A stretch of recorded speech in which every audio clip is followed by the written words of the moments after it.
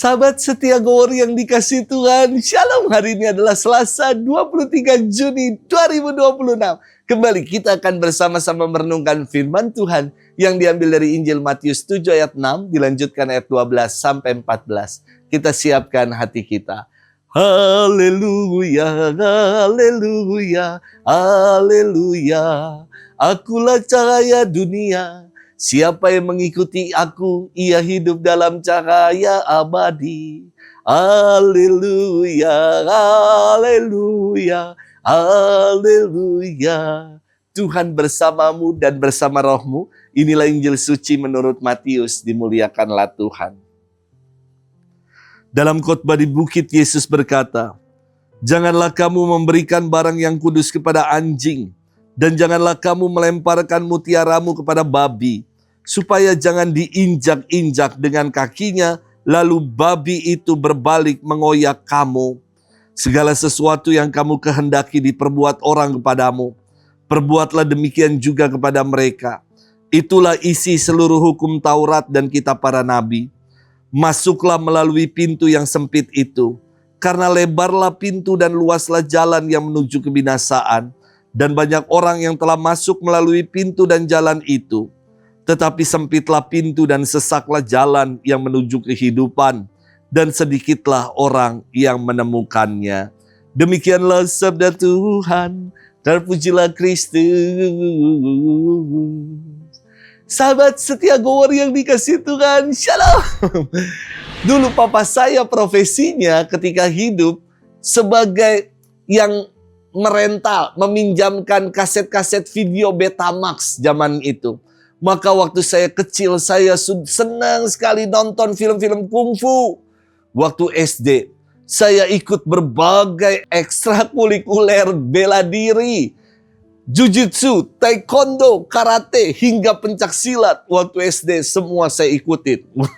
Karena saya maunya langsung jago seperti yang ada di film. Bisa langsung salto, terbang. Bisa langsung, wah, cuk, cuk, cuk. Saya nggak betah dengan yang namanya latihan dasar. Kuda-kuda lagi. Padahal jurus dasar mesti dikuasai terlebih dahulu kalau mau jago. Sahabat setia Gowor yang dikasihi Tuhan, firman Tuhan hari ini memuat pedoman dasar dalam hidup yang sangat indah. Yesus mengajarkan pedoman atau ketentuan dasar yang perlu dibuat oleh para pengikutnya. Ia mau membingkai ajarannya dengan prolog, pengantar, dan epilog bagian akhir dari suatu perumpamaan. Bagian awal prolog perumpamaan yang disampaikan Yesus mengatakan, jangan melempar barang yang kudus kepada anjing, dan jangan melempar mutiara kepada babi, karena tidak pas, tidak benar. Yesus mengajarkan cara bertindak yang pas, yang benar, yang tepat dalam hidup, dengan mengatakan ini yang menjadi pedoman dasar.